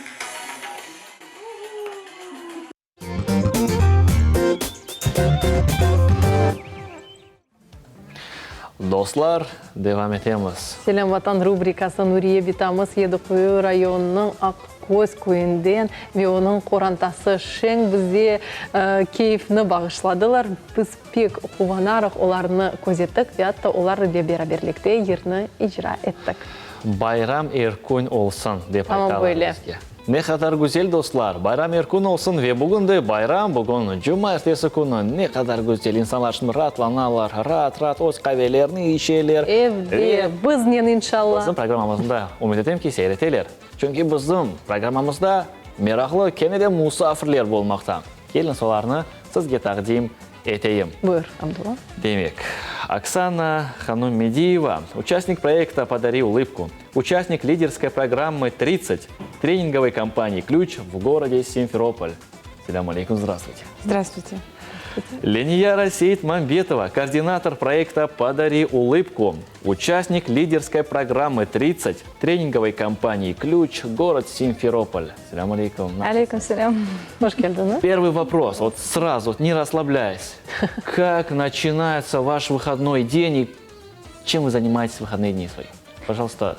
На самом деле выходной день это, наверное, самое прекрасное, что может быть в неделе, Конечно. потому что за неделю уже спадает вот эта активность, да, мы начинаем немножко расслабляться, хотя расслабляться, конечно, не время. Очень много планов, очень много идей, очень много шагов к реализации, поэтому на самом деле суббота это вот такой день очень-очень активный, хотя хотелось бы отдохнуть. У вас? У меня выходные – это самые лучшие дни, которые могут быть, потому что заканчиваются будни, и я могу провести время со своими детьми и семьей. Это прекрасно. Здорово. Да. Это Самое здорово. ценное время. Хорошо, как это получается, да? Да. Очень. Это хорошо. Сейчас мы прочитали, да, то, что вы участники проекта «Подари улыбку», координатором которого являетесь вы, Ления Арханова. Да. Расскажите, пожалуйста, как координатор об этом проекте «Подари улыбку». Подари Кому улыбку. Подари улыбку. Это на проект? самом деле, да, это на самом деле, я считаю, очень интересный и очень важный проект. Почему? Потому что мы помогаем Феодосийской специальной школе-интернат, где обучаются и живут детки с нарушениями слуха. Есть такие, которые просто вообще не слышат. И наша задача действительно помочь ребятам. Мы поняли, что когда приехали, увидели, что детям просто элементарно негде играть. Директор очень такой теплый, очень такой человек, знаете. Видно, что она любит детей, видно, что она переживает за них, она хочет им помочь, она создает все возможные блага для них. Но видно, что не хватает пока средств на то, чтобы дети действительно полноценно развивались, играли, проводили вот такое вот достойное, да, детство. Поэтому мы выбрали, что очень хотим приобрести для них специальную площадку. Это будет игровая площадка, которая будет расположена во дворе этой школы. Хорошо, это очень замечательная идея, хорошая помощь. Нужные действия, действительно. Скажите, пожалуйста, кто помогает вам, кто поддерживает? Это все упирается в финансы. Конечно, да, это общественный проект, поэтому здесь мы обращаемся ко всем, к людям, которые являются действительно небезразличными. Люди, которые с сердцем, которые хотят быть вкладом, которым важно, чтобы наши дети развивались, росли. Это наше будущее. Поэтому мы просто обращаемся ко всем, кто готов помочь. Своими силами. Да, Машаллах. да, по-разному. Вы, Оксана Ханум, вы как участник, да, этого проекта, что входит в ваши обязанности, что вы делаете, как вы помогаете? И много ли таких участников этого проекта? Я являюсь больше в этом проекте даже наставником. В свое время я проходила уже вот в ключе тренинг, и теперь поддерживаю ребят. Это наш уже 30-й проект, который мы реализуем. Очень много проектов сделали, и так как ребята только начинают и учатся помогать людям, помогать детям, я их направляю. Как это делать лучше, подсказываю, кому можно обращаться, как лучше это преподнести, куда можно даже обратиться. Почему даже выбрали Феодосию? Потому что сделали в многих городах, и в Симферополе сделали, и Чернышевский детский дом, там на 1,5 миллиона остеклили детский дом. В Джанкое мы сделали, а Феодосию никто никогда не брал, маленький городок, и там две школы-интернат. Так что пока мы начали с одного, я думаю... То есть это не первый ваш проект? Нет, не первый. Не первая ваша помощь? Нет, не первая. Это радует.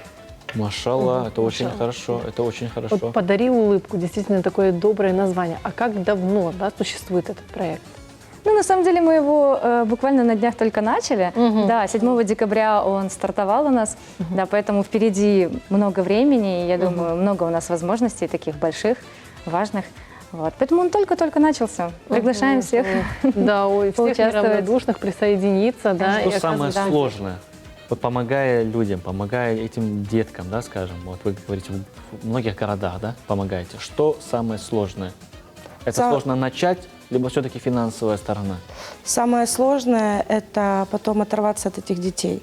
Особенно, когда помогаешь детям, настолько прикипаешь к ним, хочется забрать каждого. Ну, прям, для меня дети – это очень святое, и это сложнее всего. Денег нет, несложно попросить, поддержать, поучаствовать. Очень мало кто вообще задумывается о том, как он проживает свою жизнь и куда он тратит свое время.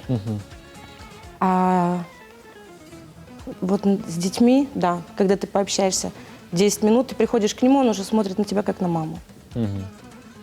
Здорово. Работа во благо, в развитии детей – это действительно главное. Дети – цветы жизни. Как вообще, да, вот пришла идея у вас заняться этим проектом? Знаете, на самом деле я сама жила 30 лет в селе Чернышево Раздолинского района. Это буквально недавно я переехала в Симферополь. И в связи с тем, что я там жила, я проработала в Чернышевской общеобразовательной школе 10 лет. И как раз в этом же селе располагается Чернышевский детский дом. И, будучи учителем, всегда мечтала внести какой-то такой весомый, важный, действительно значимый вклад в развитие своего села, своего региона. И вы знаете, буквально недавно я сидела и об этом прям так задумалась, уже переехав в Симферополь, и мне очень захотелось помочь действительно Чернышевскому детскому дому. И когда я пришла в тренинговую компанию «Ключ» на гостевой вечер, я услышала, что в Чернышевский детский дом сделали, полностью, провели там остекление 4 корпусов ребята из «Ключа». Это была лидерская программа 23, и они они реализовали всю мою мечту. Я так этого хотела, причем сумма действительно не маленькая, заявляли они гораздо меньшую сумму, но в связи с тем, что ребята прям прониклись этим, они действительно вложились и сумели это все организовать, действительно наладить эту всю работу, они сумели собрать огромное количество денег. Я считаю, это прям огромное, потому что это 1,5 миллиона, и они 4 корпуса остеклили, плюс купили, что они туда купили? Бойлер купили, да, постельный, в общем, еще так помогли. Это прекрасно, материально. Создали все условия. Да, и я прям я настолько счастлива, и мне очень захотелось помочь кому-то, потому что мою-то мечту уже реализовали, и мне было важно действительно проявиться. Это вас подтолкнуло еще больше, да? Да. Мне очень захотелось помочь другим детям в других детских домах, и вот мы выбрали Феодосию. Гениально. Я хочу, чтобы таких людей, как вы, было очень много у нас в Крыму, чтобы мы все помогали друг другу, чтобы помогали таким детям, таким людям и никогда не оставались в стороне. Здесь упоминается у вас в титрах то, что вы являетесь участниками лидерской программы 30 тренинговой компании «Ключ». Да. Расскажите в общих чертах, что это за такая программа, что это за тренинги такие? Вы знаете, тренинговая компания «Ключ», на мой взгляд, это, наверное, самый удачный проект нашего Крыма. Почему? Потому что тренинги личностного роста – это действительно очень важно сегодня. Сегодня очень мало людей осознанных. То есть мы живем, как сказала Оксана, действительно не задумываясь о том, как проводим время, во что мы вкладываемся, во что уходит наша энергия, как мы находим себя, где наше призвание в жизни. И на все эти вопросы действительно отвечает тренинговая компания «Ключ». И я очень хочу поблагодарить, даже пользуясь случаем, Нуреева Андрея за то, что он действительно сумел организовать эту кампанию и сумел сделать так, чтобы в Симферополе и в Крыму в целом, во-первых, люди были более осознанными, действительно развивались и росли над собой, и одновременно с этим эти общественные проекты – это огромный вклад в развитие Крыма. Я считаю, прям огромный вклад. 30 уже было лидерских программ, то есть было 30 общественных проектов. Очень много интересного сделано в Крыму на самом деле. Достаточно суммарно. Да. Машалла, ярный челсон. Ленер Ханум, у меня сейчас такой вопрос. Есть ли рядом у вас телефон? Прям со мной рядом? Да. Нет. Если можно, возьмите его, пожалуйста. Я попрошу. Дать мой? Я попрошу. Да, смотрите, у вас есть. Да. У вас есть номер мамы Ленер Ханум? Либо вы помните мамы номер наизусть? Позвонить маме? Нет, позвонить маме или нет? Номера. Нет, нету. Ты знаешь наизусть? Нет, не знаю. Тогда просьба, возьмите, пожалуйста, свой телефон. А можно попросить? Да, можно? Да. Почему? Почему я хочу позвонить маме Ленер Ханум? Возьми, білесің не үшін? Білем. Чунки бүгін Ленер Ханумның анасы оз доған күнін қайдете. Ве оз 61 яшны толдыра. В этом шумды, то есть сейчас в прямом эфире я хочу, чтобы Ленер Ханум позвонила своей маме и в прямом эфире поздравила это. И чтобы все мы это услышали. Если можно, да? Да, и в этот же день у нас еще у внука То есть, получается, у мамы самый первый внук родился в день ее рождения. Даже так.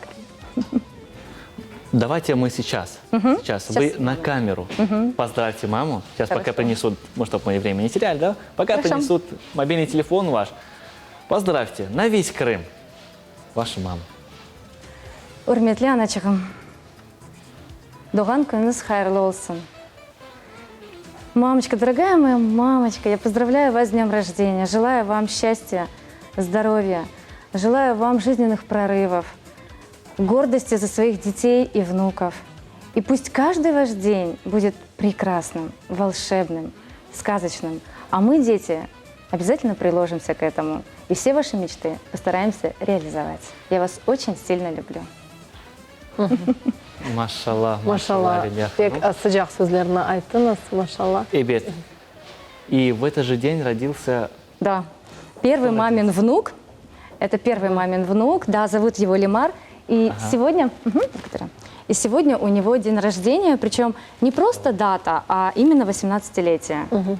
То есть конкретно вот, да, сегодняшний день такой очень яркий у нас. Яркий день. Вы сегодня празднуете день рождения своей матери. Да. Мама празднует день рождения внука. Да. И сегодня вы в прямом эфире у нас. Да, с общественным проектом, с таким вот вкладом. Да. Я попрошу вас сейчас набрать вашу маму, поставить на громкоговоритель и в прямом эфире поздравить ее с днем рождения. Давайте, как зовут вашу маму? Фатиме. Фатиме? Да, Фатиме. Фатиме ханым. Көрдің Фатиме? Не хадар яхшы, не хадар гузель. Сразу доставим на громкоговоритель. Если можно, да, вот ближе к микрофончику вот этому. Держать. Ага.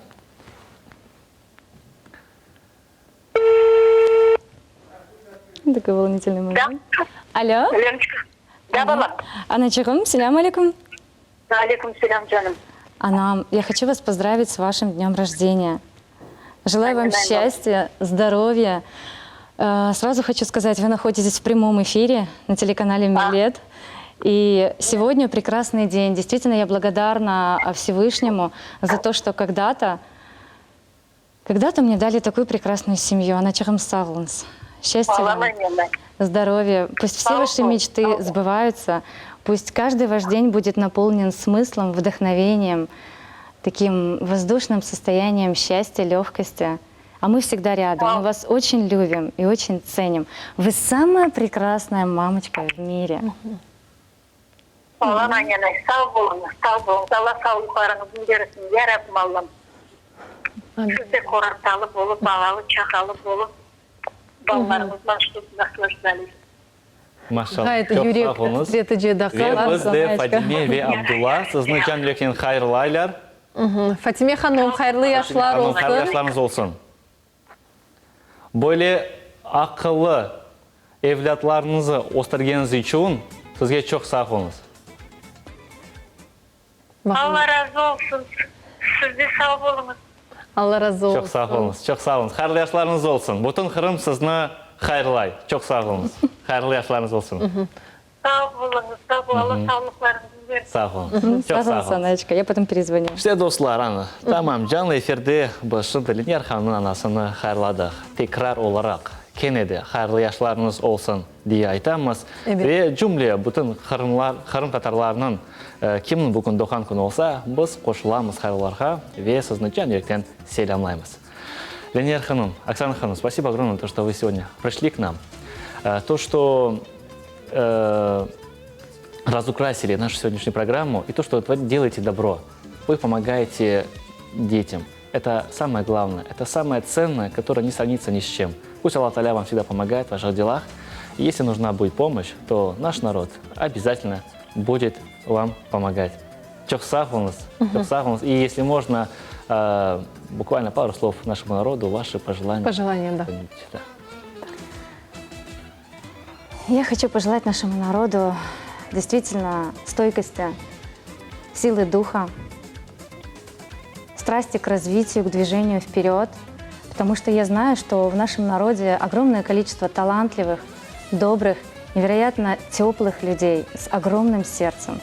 И я искренне хочу, чтобы наш народ рос, развивался, двигался вперед, помнил свои корни, чтил свою историю и всегда знал, что он причислен действительно высоким духовно людям. Машалла. Машалла, çok sağ olun. Я хочу пожелать любви, дружбы истинной, настоящей, радости, улыбок.